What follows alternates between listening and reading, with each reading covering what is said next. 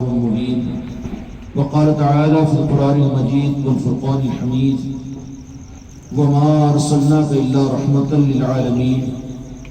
وقال تعالى في عظمته النبي الكريم في الكلام المجيد والفرقان الحميد في شان حبيبه: إن الله وملائكته يصلون على النبي يا أيها الذين آمنوا صلوا عليه وسلموا تسليما. اللهم صل على محمد وعلى آل محمد وبارك وسلم.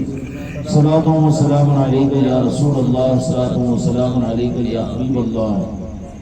محترم بزرگوں، دوستوں، میرے بھائیوں اور پردہ نشین میری بیٹیوں اور مستورات، اللہ رب العالمین کا اس بات پر شکر ادا کریں. اللہ تعالی ہم کو اور آپ کو اس عظیم نعمت کا ادراک اور فہم عطا کرے کہ جس نسبت پر یہ محفل منعقد ہوئی ہے وہ نسبت بڑی عظمت والی، بڑی عظیم نسبت ہے. بے شک یہ محفل عام ذکر کی محفل نہیں ہے، یہ محفل دینی محفل نہیں ہے، یا پھر نیکیوں کی طلب کی محفل نہیں ہے، بلکہ یہ محفل تو میلاد مصطفیٰ کی محفل ہے. یعنی رب العالمین کی بارگاہ کے اندر میں رب جو چاہتا ہے اپنے بندوں سے کہ تم میرے شکر گزار بندے بنو. اللہ تعالیٰ نے قانون بنا دیا کہ میرے بندوں تم میرے شکر گزار بندے بنو. جو میرے شکر گزار بندے بنیں گے، اللہ تعالیٰ یہ ارشاد فرماتا ہے کہ میں ان کی نعمتوں میں اضافہ کروں گا. سبحان اللہ. اور جو میری نعمتوں کی ناقدری کریں گے، لَإِن شَكَرْتُمْ لَأَزِيدَنَّكُمْ وَلَئِن كَفَرْتُمْ إِنَّ عَذَابِي لَشَدِيدٌ. کہ جس کا مفہوم یہ ہے کہ جو میرے نعمتوں کی شکر ادا کرتے ہیں میں ان کی نعمتوں میں اضافہ کرتا ہوں، اور کوئی اگر ناشکری کرتا ہے میری دی ہوئی نعمتوں کی تو اللہ تعالیٰ یہ ارشاد فرماتا ہے کہ میں نعمتوں کو چھین بھی لیتا ہوں، اور پھر صرف چھین نہیں لیتا بلکہ عذاب علیم میں مبتلا کر دیتا ہوں. اللہ تعالیٰ خدا کے عذاب علیم سے میری اور ساری امت کی حفاظت فرما دے. اب اللہ تبارک و تعالیٰ سے پوچھے کہ یا اللہ، اب تو ہی ہم کو اپنے قرآن کے ذریعے سے بتا کہ تیری سب سے بڑی نعمت کون سی ہے کہ جس کو ہم سب سے بڑی نعمت سمجھے. کیا صحت، زندگی، مال، اسباب، دنیا، آل، اولاد، کھیتی باڑی، کاروبار، دکان، بزنس، تجارت؟ آخر اللہ تبارک و تعالیٰ سے پوچھیں گے کہ یا اللہ تو یہ بتا کہ تیری سب سے بڑی نعمت کون سی ہے، سب سے بڑی نعمت کون سی ہے. تو بتاؤ رب العالمین کیا کہے گا کہ میں تم کو جان دیا، یہ بڑی نعمت ہے؟ اللہ یہ نہیں فرمائے گا.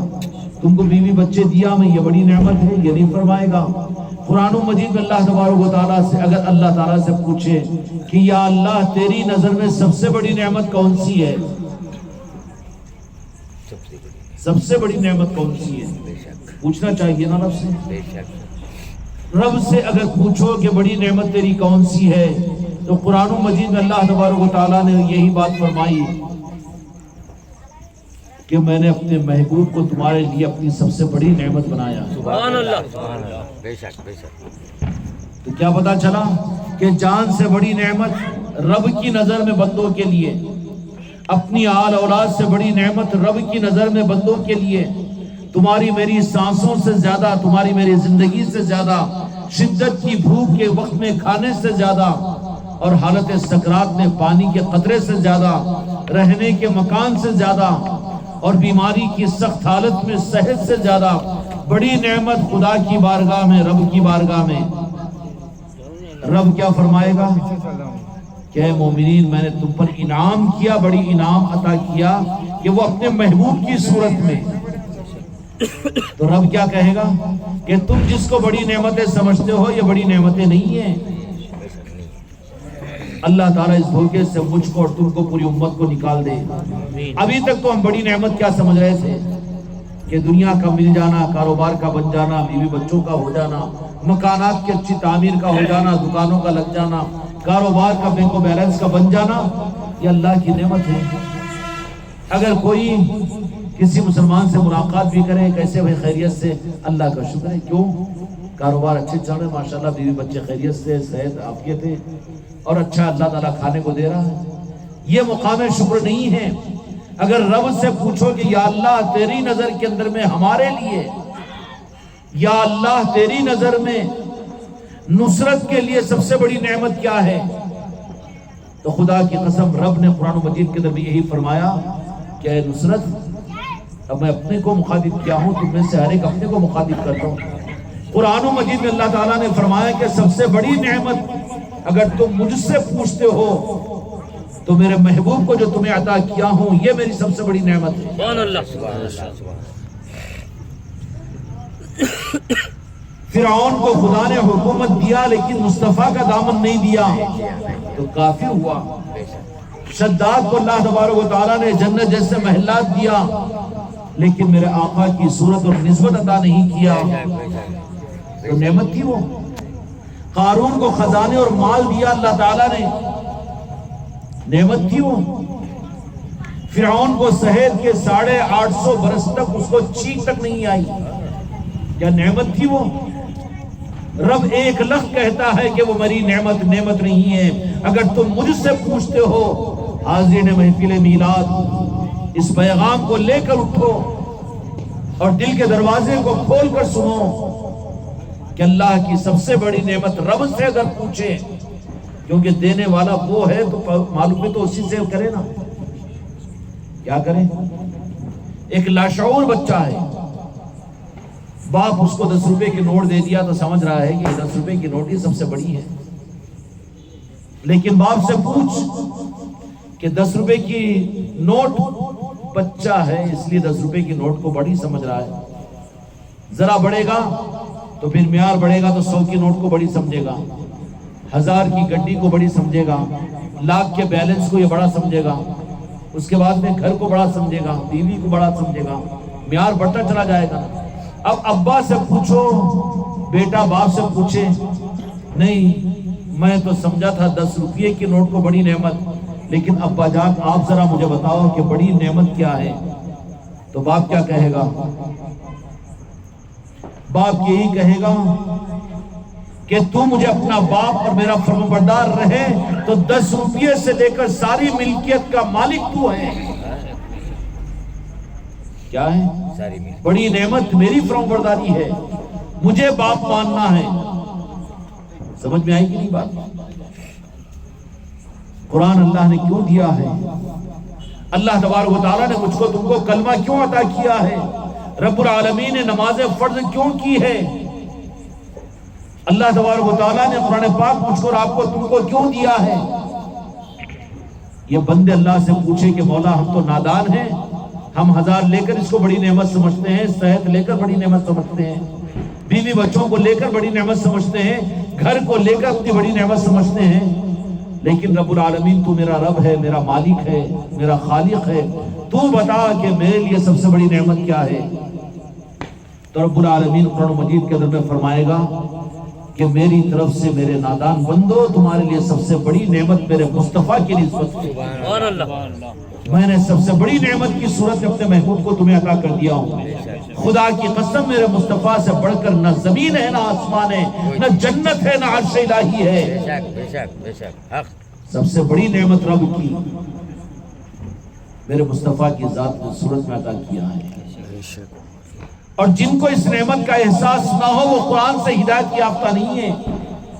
جو مسلمان میرے آقا کی ملی ہوئی رب کی بڑی نعمت سے اس کے مقابلے پر دنیا کو بڑی سمجھے، حکومت کو بڑی سمجھے، تخت و تاج کو بڑی سمجھے، اور اپنے گھر کو بڑا سمجھے، اپنی دکان کو، کاروبار کو بڑا سمجھے، اپنی صحت کو بڑا سمجھے، وہ خدا کی نظر میں ناقدرہ ہے، ناقدرہ ہے۔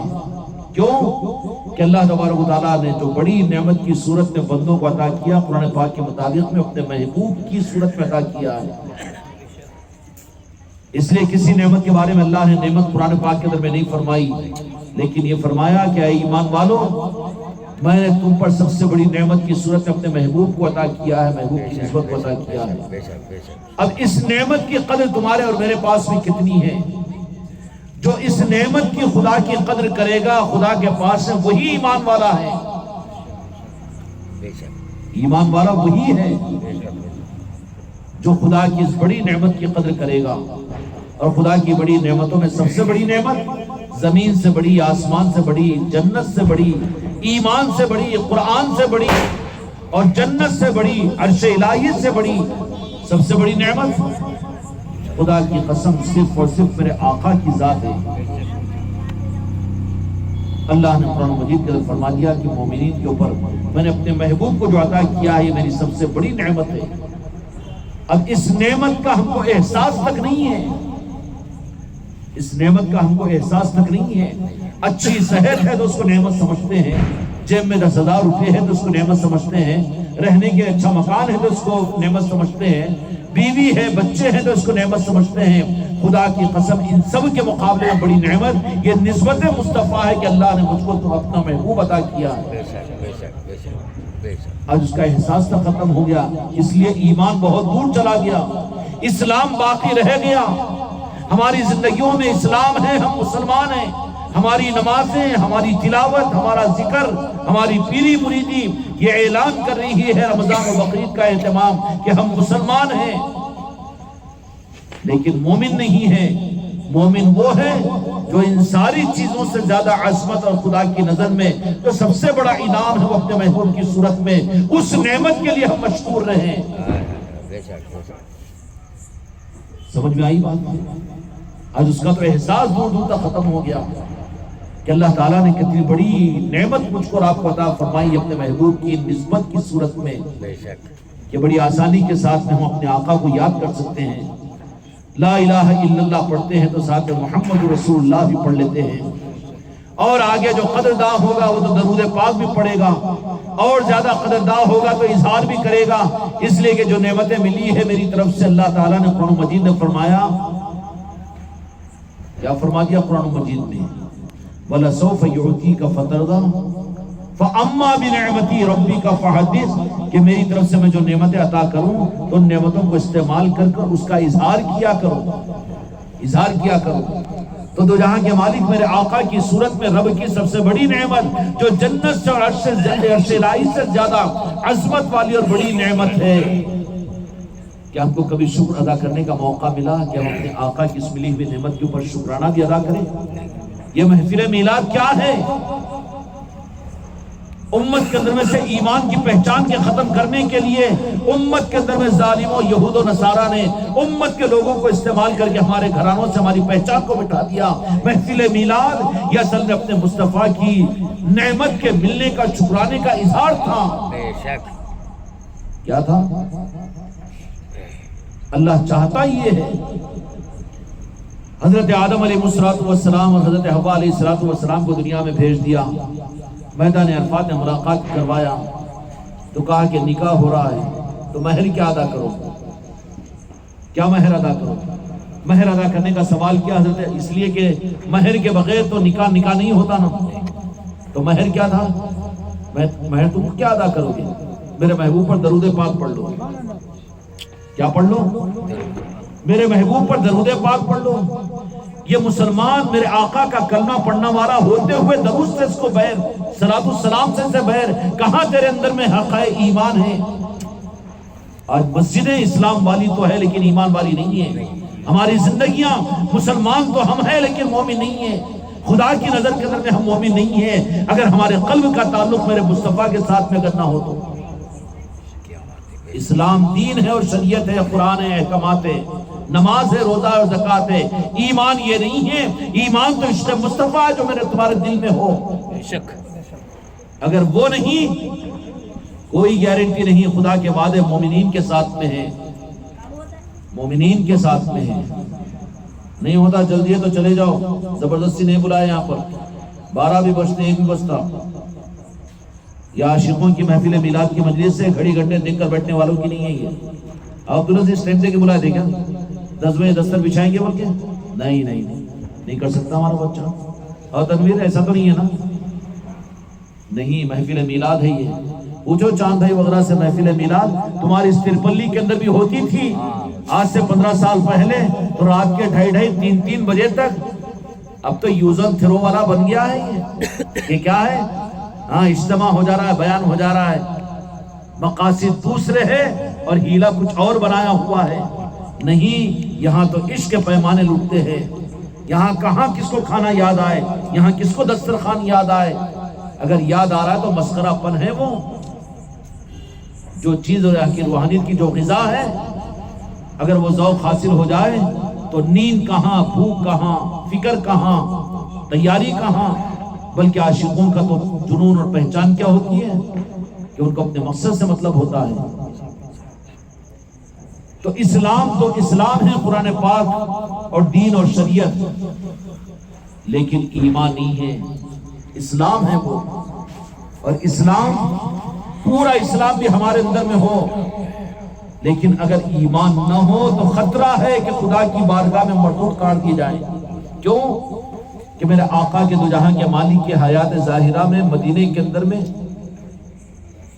پورا کا پورا اسلام منافقین کے اندر میں موجود تھا۔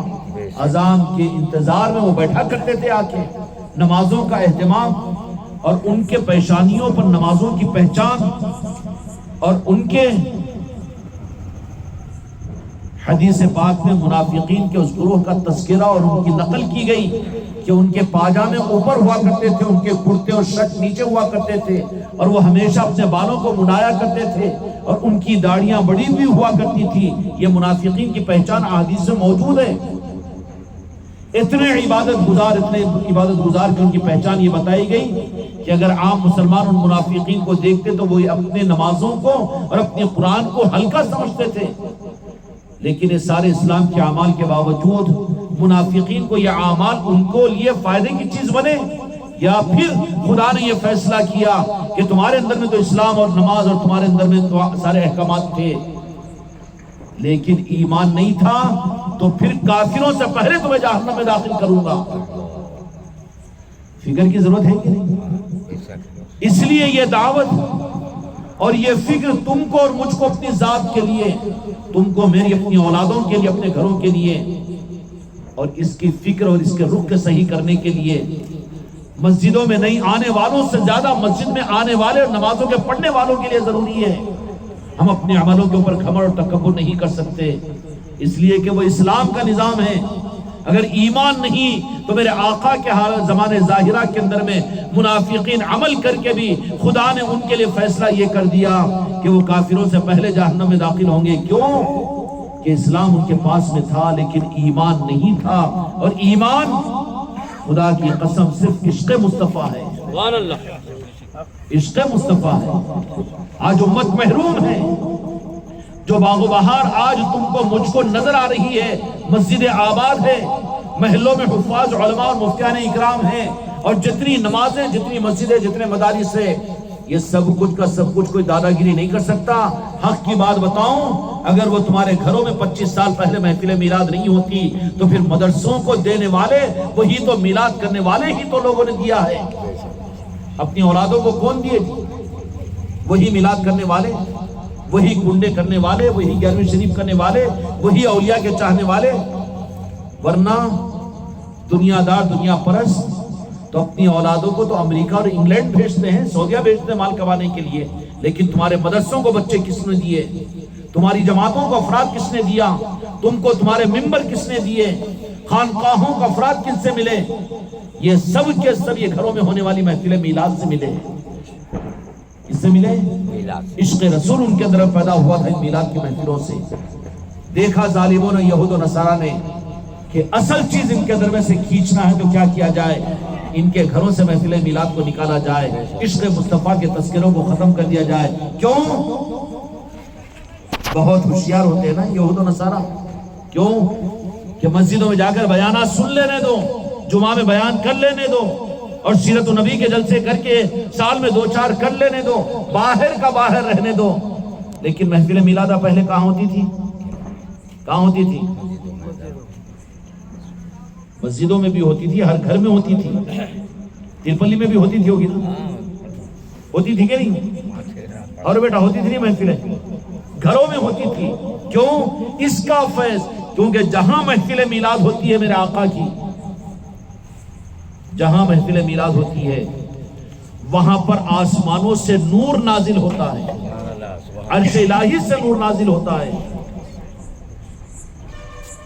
اور یہ بات میں اپنی طرف سے نہیں کہہ رہا ہوں، امت کو اندھیرے میں لا دیا گیا اور امت کو برباد کر دیا گیا ان کے ایمان کو، اور ان لوگوں نے صرف یہ کیا کہ ان کو دشمنی رہی تو میرے آقا کے نالین سے امت کو کاٹنے کی رہی، سب کچھ دے دیا لیکن مصطفیٰ سے میری امت کو کاٹ دیا۔ عشق نکو نکو نکو نکو، وہ بدعت ہے کہ شرک ہو جاتا، ارے میرے آقا کی محبت یہ شرک ہے، بیوی کی محبت شرک نہیں ہے، اولاد کی محبت شرک نہیں ہے، دکان کی محبت شرک نہیں ہے، پیٹ پوجا کی فکر شرک نہیں ہے، شرک میرے آقا کی نسبت ہوگی۔ خدا کی قسم اللہ اس بدعقیدگی سے پوری امت کی حفاظت فرمائے۔ کیا ہوتا تھا انتظام؟ مسجدوں کے اندر میں جانے والے، مسجدوں کے اندر میں بیٹھنے والے، بیانہ کرنے والے، بیانہ سننے والے اتنے نہیں رہتے تھے، لیکن یہ خیرات، یہی میرے آقاؤں نے غوث و خواجہ نے اگر حقیقی دین کو عادل آباد کی تاریخ میں، یہیں سے تو چلو یہ اپنی تو سمجھیں گے نا، عادل آباد میں سب سے زیادہ مستند اور رجسٹرڈ اور ارتھورائز دین کا نظام کون سا ہے معلوم ہے؟ ماننا پڑے گا کہ آج سے 400 سال پہلے یہاں پر جو مسلمان بن کر آئے اور جنہوں نے اسلام کے جھنڈے کو یہاں پر گاڑا ہے وہ کون ہے؟ راجہ شاہ ولی کی ذات ہے نہیں؟ ان کا نظام کیا تھا؟ ان کا نظام کیا تھا؟ ان کا نظام حقیقی دین کے دینے کا تھا، اور وہ اذن پیر پر، سلطان الہند کے حکم پر، مولا علی کے اشارے پر راجن شاہ ولی یہاں پر تشریف لائے تو انہوں نے کون سا نظام دیا؟ مدرسے کا نظام، مسجدوں کا نظام، دارالعلوموں کا نظام، بلکہ کون سا نظام دیا تھا انہوں نے دیا خانقاہوں کا نظام، اور پھر پوری امت کو نوازنے کے لیے ان کو جو دیا تھا، ان کے گھروں کے اندر میں ان کی عورتیں اور مستورات بھی محروم ہونے نہ پائے، اس لیے کہ گھروں کے اندر میں اگر محفلیں ہوں گی تو پھر اس کے اثرات پورے گھر پر، عورتوں پر، پورے خاندان پر پڑیں گے، اس کے لیے محفل میلاد کو گھروں کے اندر میں سجوایا تھا۔ اور پھر ان اولیاء اکرام نے تو وہی کیا جو میرے مصطفیٰ نے کیا تھا۔ گڑبڑ تو بعد میں مسلک اور جماعتوں میں ہوئی، جس کو جو سمجھ میں آیا دین کو کھلواڑ بنا لیا، دین کو کھلواڑ بنا لیا کہ نہیں یہ دین، وہ دین، وہ دین، کون سا دین ہے آج کیا سمجھ میں آئے گا؟ ہر ایک تو کہہ رہا ہے کہ میں یہی اصل دین، یہی اصل دین، لیکن اولیاء اکرام نے وہ دین پیش کیا جو حقیقت میں دین تھا۔ کون سا دین پیش کیا تھا؟ کون سا دین تھا؟ کہ دین کی اصل بنیاد یہ ہے کہ جن کی امت ہے وہ ان کی بن جائے۔ جن کی امت ہے، کس کی امت ہے جی؟ مریدہ میری امت ہے کیا؟ باپ کی جاگیر ہے، تمہاری اولاد تمہاری ہے، میرے آقا کی امت ہے۔ جتنے کلمہ گو ہے کون ہے؟ میرے آقا کی امت ہے۔ آقا کی امت بن جائے، یہ اصل رخ ہے۔ اب اس کو دینے کے لیے کیا کیا کہ ان اولیاء اکرام نے وہ نظام دیا کہ جس سے نہ امت کے بچے محروم رہے، نہ امت کے مرد محروم رہے، نہ امت کی عورتیں محروم رہے، نہ خاندان والے محروم رہے۔ اس کے لیے وہ نظام دیا کہ گھروں میں محفل میلادیں کروائی جاتی تھی۔ اب تو کہہ دیتا ہے کیا ہے نئی چیز شروع، ارے پاگل تیرے کو نہیں معلوم؟ ذرا دادی نانی اگر زندہ ہوں گے مرنے سے پہلے پوچھ لے دادی اماں اپنے گھر میں محفل میلاد ہوتی تھی کہ نہیں ہوتی تھی؟ تو جو ہوتی تھی وہ نہیں ہو رہی ہے تو نئی چیز ہے کیا؟ وہ جو نہیں ہوتی تھی تو شروع کر رہے تو نئی چیز ہوں گی، جو ہوتی تھی تم نے بند کروایا، تو اگر وہ ہو رہی ہے تو نئی چیز ہے کیا؟ نئی چیز نہیں ہے نا، نہیں ہے نا۔ یہ بیچارہ ایک شرابی کبابی اور اس کو ترغیب دیے، اس کو زبردستی کرے، نمازی بنائے، خوش ہوں گے نا بھائی؟ پہلے نماز نہیں پڑھتا تھا، اب نماز تو پڑھ رہا نا بول کے، اب اس کو یہ بول دیں گے کہ نہیں یہ بیٹا بدعتی ہے۔ کیوں؟ اس واسطے کہ اب نئی نئی نماز پڑھنا شروع کرا، بدعتی ہے۔ نہیں، قدر کرو اس کی کسی بھی صورت کے ساتھ میں، کیونکہ فرض تھی نہیں پڑھ رہا تھا پڑھ رہا ہے، اس پر تم شکر ادا کرو۔ جیسے کسی نئے نمازی کو دیکھ کر اس کو دماغ خراب ہو جانا جیسے ظلم ہے اور کفر ہے، ایسے ہی ان محفلوں کو جو گھروں میں ہوتی تھی، جو دین کا نظام اور دین کا انتظام تھا، جو بند کروایا گیا ہے یہودیوں کے اشاروں نصرانیوں کے، اور پھر دکانیں چلانے کے لیے ان نظاموں کو چھپا دیا گیا تھا، اگر پھر سے ہو رہی ہے قابل قدر ہے۔ یہ ہمارے اللہ تعالیٰ ضمیر صاحب کے قبر کو نور سے منور کرے. ان بچوں کو یہ سوجی ہے کہ یہاں پر انہوں نے یہ محفل میلاد کو قائم کیا ہے.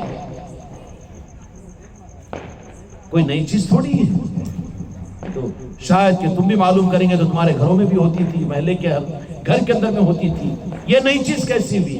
نئی چیز بابا تیری جماعت ہے, نئی چیز تیرا نظام ہے.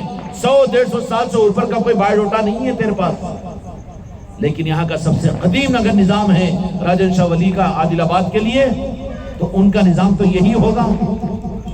اور یہ برکات و خیرات دو جہاں کے مالک میرے آقا نے امت کو کس طرح سے عطا کیے تھے کہ صرف مسجدوں میں نہیں, باہر نہیں, مرد حضرات ہی مستفید نہ ہو, بلکہ میرے آقا تو نوازنے والے تھے. اس کے لیے اس کا انتظام فرمایا کہ اپنے حیات ظاہرہ کے اندر بھی بے وقوف بنانے کے لیے قرآن و حدیث لا کر ان حقائق کے نظاموں کو چھپانے کے لیے ممبروں کو استعمال کرتا ہے ظالم. دیکھ, اگر تو ایک رخ کو دیکھے گا تو امت کو دھوکہ دے گا. نہیں, ولا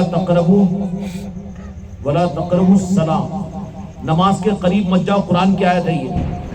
اب بولنا نماز کے قریب نہ کو جاؤ بولے.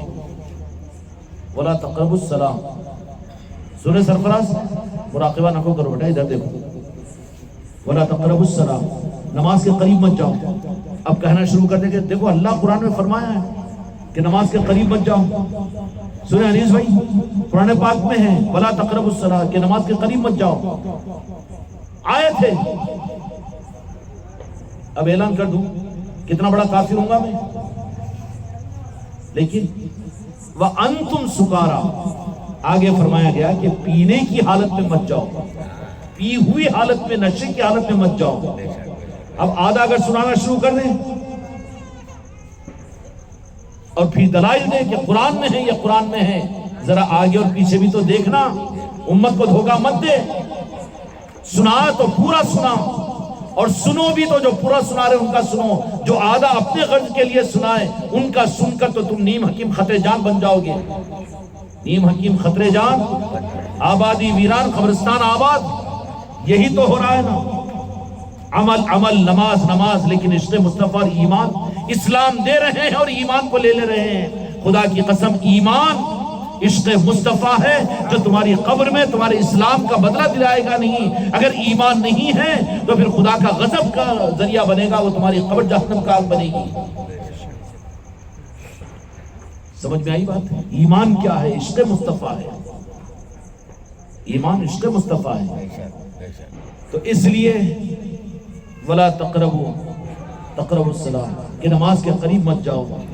آیت ہے, سناؤ فلاں آیت فلاں, بالکل صحیح ہے.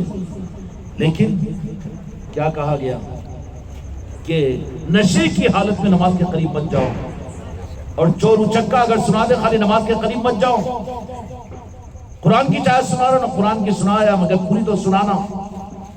قد جاءکم من اللہ نورا و کتاب, اللہ تعالیٰ نے فرمایا کہ میں نے بھیجا ہے نور کو, اس کے بعد کتاب کو. اور کتاب سے کتاب و مبین سے مراد قرآن مجید ہے. کیا ہے؟ قرآن مجید. اللہ نے تو فرمایا کہ پہلے میں نور بھیجا, کائنات میں تمہیں پہلے بھیجا ہوں, کائنات میں میں تم کو بھیج رہا ہوں, لیکن آنکھوں کی روشنی تاکہ تم سورج سے بھی فائدہ حاصل کرو, سانپ اور رسی کے در میں تمیز محسوس کرو, اچھے برائی میں تمیز محسوس کرو. لیکن تم کو اگر آنکھ کی روشنی نہ دوں تو زندگی تمہاری بیکار ہو جائے گی.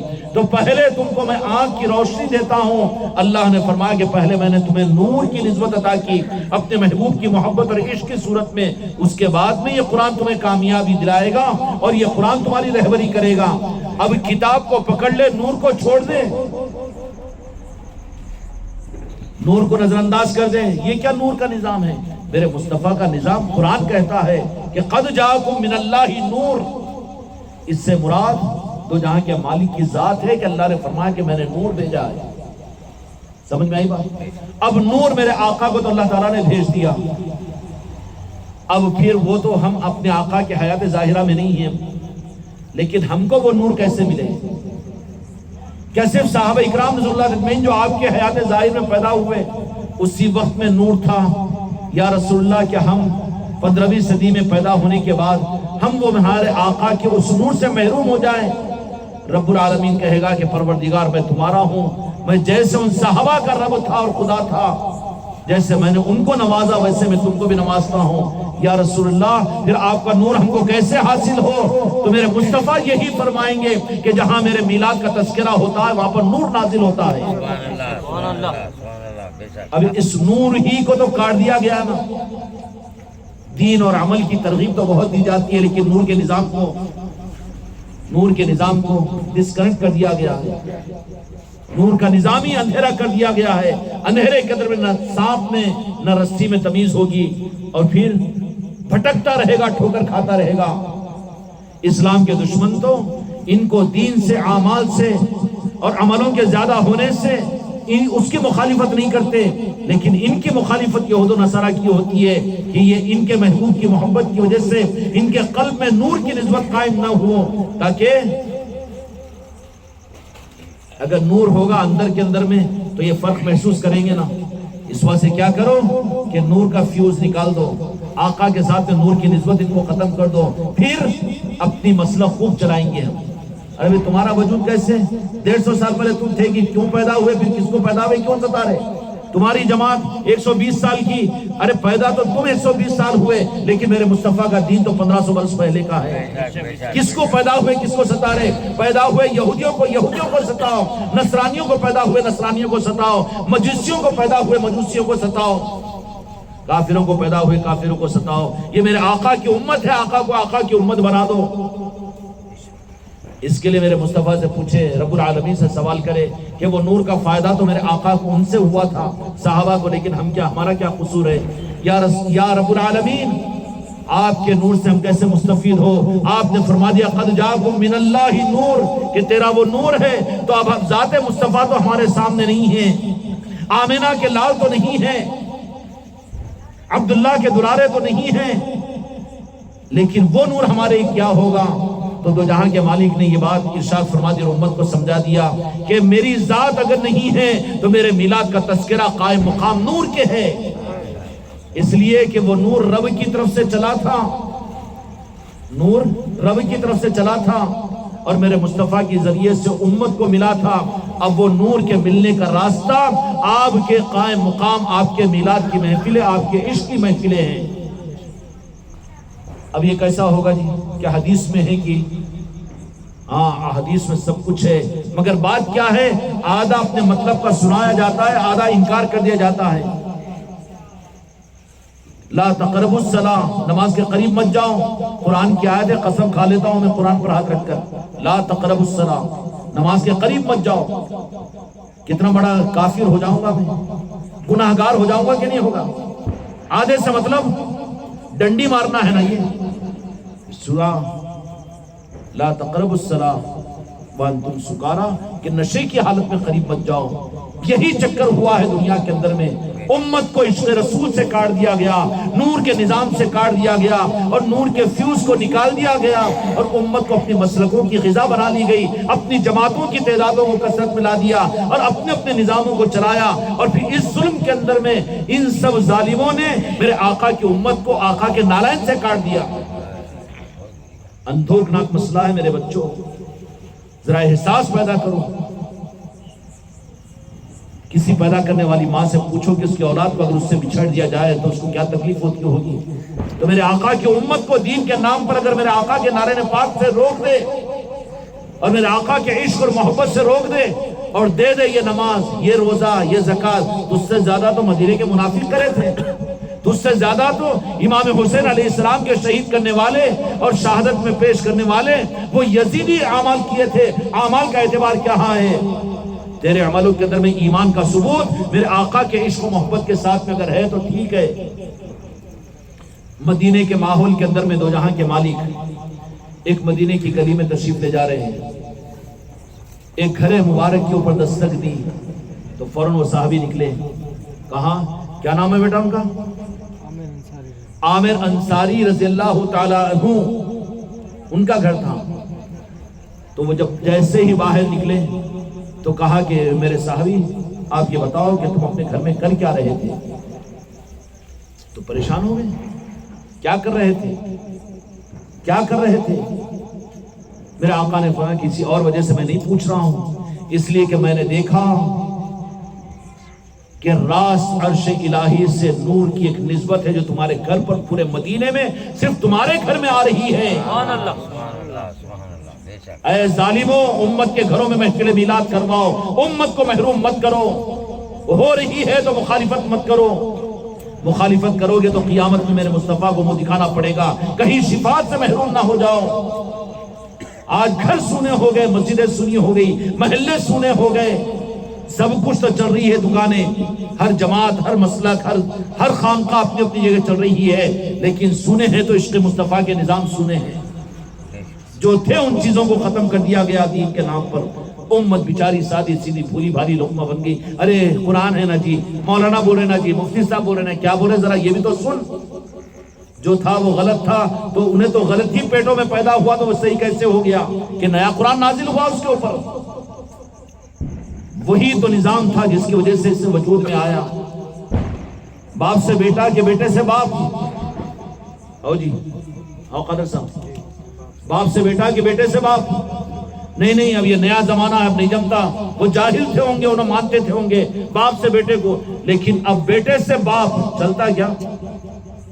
تو جن کے گودوں میں پیدا ہوا، جس دین سے تجھے حق ملا اور جو دین تجھے ملا ہے وہ تو یہی محفل میلاد تھی اور یہی تو نظام تھے، یہی تو غوث و خواجہ کے نظام تھے کہ جس کے ذریعے سے تجھے اسلام ملا ہے۔ آج اسی اسلام کا انکار کریں تو وہ بدبخت ہے کہ جو باپ کو نظر انداز کر کہے کہ نہیں بیٹا ہی ہے، باپ نہیں۔ باپ سے بیٹا ہوتا ہے، بیٹے سے باپ نہیں ہوتا۔ بد اخلاقوں کا نظام ہے، وہ یہودیوں کا نظام ہے جو بیٹا اپنے باپ کو اپنے گھر کا نوکر سمجھتا ہے، لیکن مسلمان اور ایمان والا تو اپنے باپ کو اپنے سر کا تاج سمجھتا ہے۔ ہمارے پاس میں غوث و خواجہ کا نظام، ہمارے پاس میں حق کا نظام، ہمارے پاس ہے میرے مصطفیٰ کا نظام، یہ تو سر کا تاج ہے۔ ہم وہ ظالم نہیں ہیں جو یہ کہہ دے کہ نہیں ہمارے باپ دادا جاہل تھے جی انہوں۔ اچھا تو کیسا عالم پھر ان کے گودوں میں پیدا ہو کر پھر انکار کر تو اوپر سے ٹپکا کدھر سے آیا ہے؟ جو کچھ اسلام کی رونقیں ہیں اس کو اسلام کو سنبھالنے والے وہی نظام تھے، انہی سے تو تیرا نظام اور تیرا دین بچا۔ اب ان نظاموں ہی کو نظر انداز کر دے، کتنا بڑا ظلم ہو جائے گا۔ تو دو جہاں کے مالک نے اس صحابی سے پوچھا کہ تمہارے گھر میں کیا ہو رہا تھا؟ کہ میں نے دیکھا کہ آسمان سے راس نور آپ کے گھر پر آ رہا ہے۔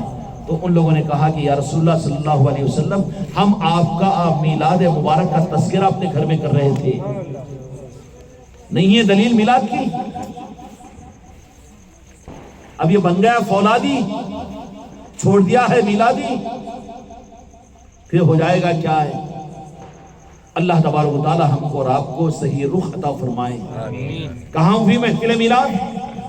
مدینے میں، میرے مصطفیٰ کے حیات ظاہرہ میں، مدینے کے ایک صحابی کے گھر میں محفل میلاد۔ کیوں؟ اور پھر اس محفل میلاد کا بدلہ کیا ملا اس گھر کو؟ کہ دو جہاں کے مالک نے یہ کہا، یہ اعلان کیا کہ آسمان سے راس اس گھر کے اوپر نور آ رہا ہے، اور وہ نور جب گھر پر آ رہا ہے تو گھر کے ذرے ذرے میں، گھر کی عورتوں پر، گھر کے بچوں پر، گھر کے آدمیوں پر، پورے گھر میں پہنچے گا کہ نہیں پہنچے گا؟ اس نور کے نظام کو بند کرا دیا تو کیا دین کی خدمت کی تم نے؟ دین کی خدمت نہیں ہے، امت کو اندھیرے میں ڈھکل دیا، گمراہیوں میں ڈھکل دیا۔ اس لیے کہ اندھیرا کرو تو پھر امت کو اپنی مسلک اور جماعت کے لیے استعمال کر سکتے ہیں، نعرہ پاک مصطفیٰ سے کاٹنا آسان ہو جائے گا۔ اس لیے رب العالمین سے اگر پوچھے یا اللہ تو نے تو اپنے محبوب کو نور بنایا، اس زمانے میں تو صحابہ کرام کو نور کی صورت میں میرے مصطفیٰ کی ذات ملی، وہ اپنی نظروں سے میرے آقا کو دیکھا کرتے تھے، لیکن ہم کو وہ نور کیسے ملے؟ تو اللہ تبارک و تعالیٰ کہے گا کہ وہ نور کا سلسلہ جو میں نے دے دیا ہے تم اس سے محروم نہیں رہو گے۔ میرے محبوب کی میلاد مصطفیٰ کو مناؤ، میرے محبوب کی محبت کی محفلوں کو قائم کرو، تو پھر میں عرش الہی سے نور تمہارے گھروں پر بھیجوں گا۔ سبحان اللہ۔ اچھا ہوا کیا؟ نور گیا تو اندھیرا آیا، تو گھر میں سب کچھ قبول ہے نا؟ ہر گھر میدان جنگ بنا ہوا ہے، بنا ہوا ہے کہ نہیں؟ لڑائی جھگڑے، انتشار، خلفشار، دلوں کا پھیٹ کاٹ، اپنے بزرگوں کی ناقدری، اور کیا کیا کیا کیا چل رہا ہے گھروں کے اندر میں؟ کیوں؟ یہ سارے اندھیروں کی گڑبڑ ہے۔ اولاد ہو کر باپ کی قدر اس کے پاس نہیں، اولاد ہو کر ماں کی رحم اس کے پاس میں نہیں، اور پھر کس طریقے سے انتشار اور اختلاف اور گھروں کے اندر میں، اور سب کچھ تو موجود ہے، یہ سب کیوں گڑبڑ ہو رہی ہے؟ نور کی نسبتیں ختم کی ہمارے گھروں سے۔ اس لیے ارادہ اور نیت کرو کہ اب تو یہ مہینہ ختم ہو رہا ہے، لیکن زندگی اگر آگے اگلے سال تک اگر باقی رہے تو انشاءاللہ کوشش کریں گے کہ کوئی مسلمان کا گھر خدا کی اس خاص رحمت سے محروم ہونے نہ پائے۔ اس کے لیے ہر گھر میں محفل میلاد ہوگی، سبحان اللہ سبحان اللہ، کریں گے انشاءاللہ۔ اس کے لیے میرے دوستو اب گزر رہا ہے، ہم سے ختم ہونے کے قریب ہے یہ مہینہ، لیکن مہینہ ختم ہو رہا ہے، نسبت خدا کی قسم ختم نہیں ہوتی میرے مصطفیٰ کی، وہ تو آخری سانس تک قائم رہے گی۔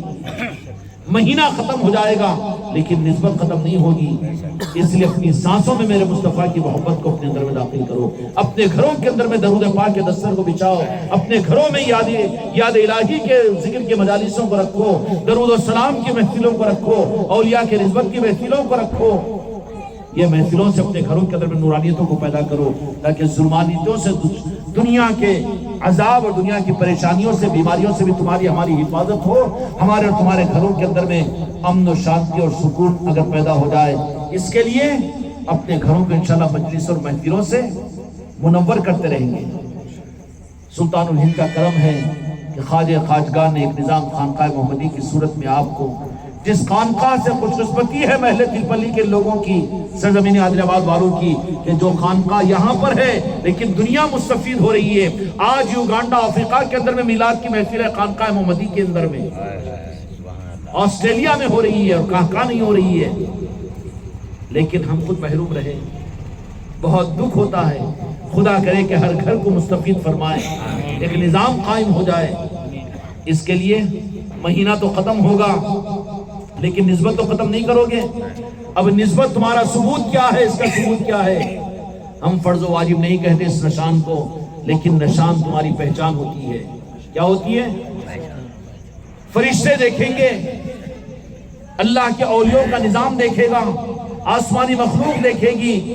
اچھا یہ سبز نشان تو کیا پہچان ہوگی؟ نہیں، آقا کے چاہنے والوں کا گھر ہے، رحمت اترے گی، رحمتیں، شیطان اتریں گے، امت کی حفاظت نہیں ہوگی۔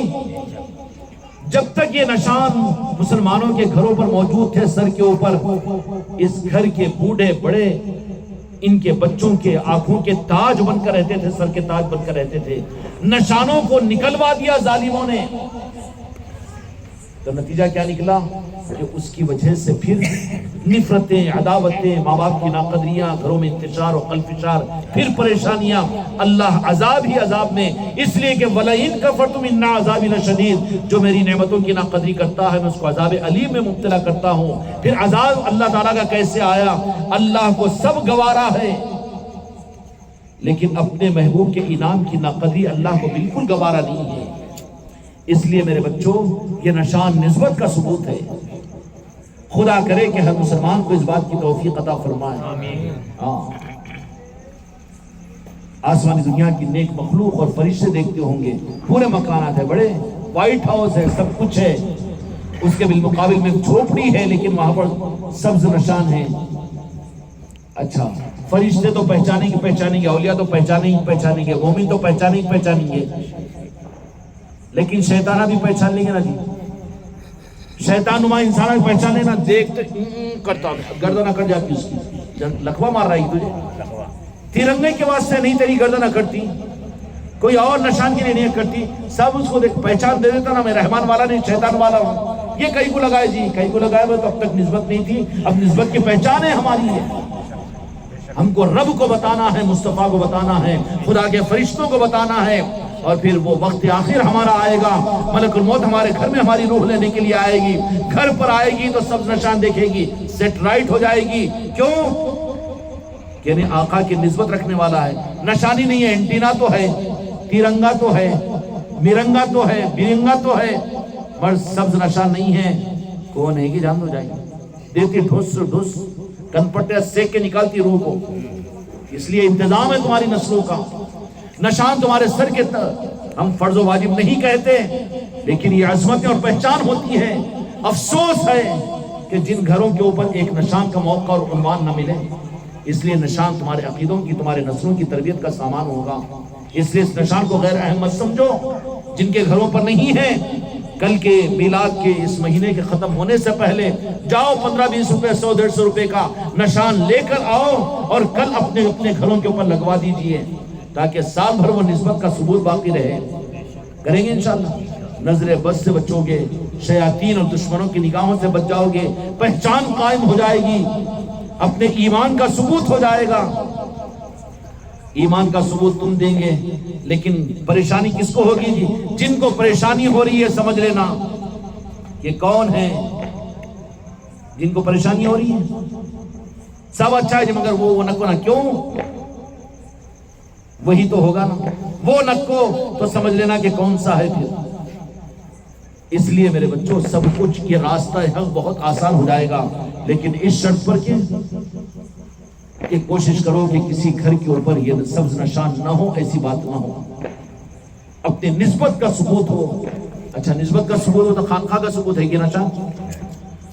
او جی، ہم کو اپنی خانقاہ چلانا ہے، دکان چلانا ہے، بالکل ہے، خدا کی قسم ہم کو صرف یہ ہے خانقاہ کا مقصد کہ جن کی امت ہے ان کی امت بن جائے، تاکہ ان کی قبر کے اندر میں یہ چیز کام آ جائے۔ میدان قیامت میں میرے مصطفیٰ اپنی امت کی شفاعت کریں گے، جماعت اور مسلکوں کی شفاعت نہیں کریں گے۔ بتاؤ قرآن و حدیث سے مجھے، امت بنا دو، امت کو شفاعت ہو جائے گی، امت کا مسئلہ حل ہو جائے گا۔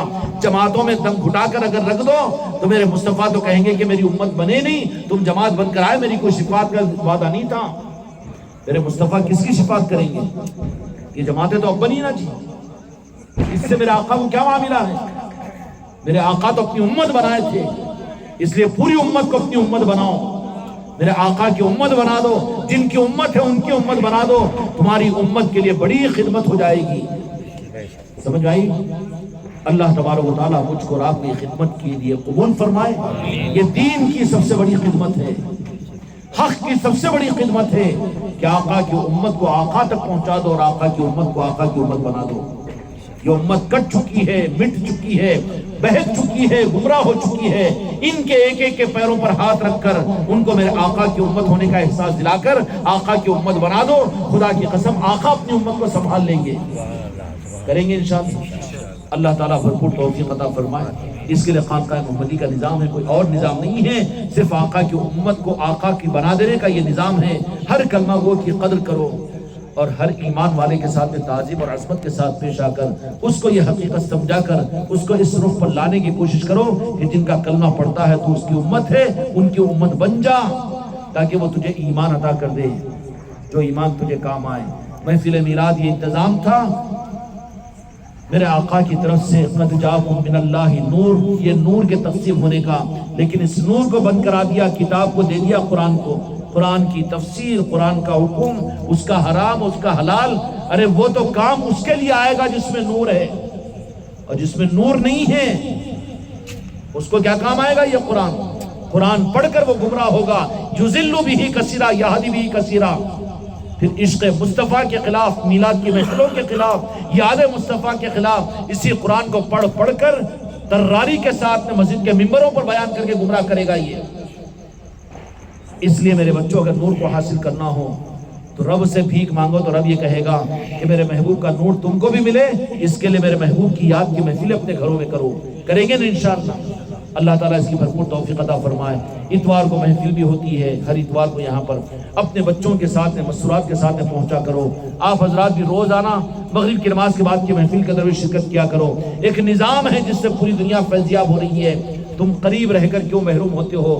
کن چکروں میں پڑ گئے ہو؟ کیوں اپنی زندگی کو ضائع کر رہے ہو؟ اس کے لیے سارے حضرات سے اس بات کی مندانہ درخواست ہے کہ آپ حضرات اس بارے میں سنجیدگی سے فیصلہ کر کے اپنا فیصلہ کریں گے نا انشاءاللہ؟ اللہ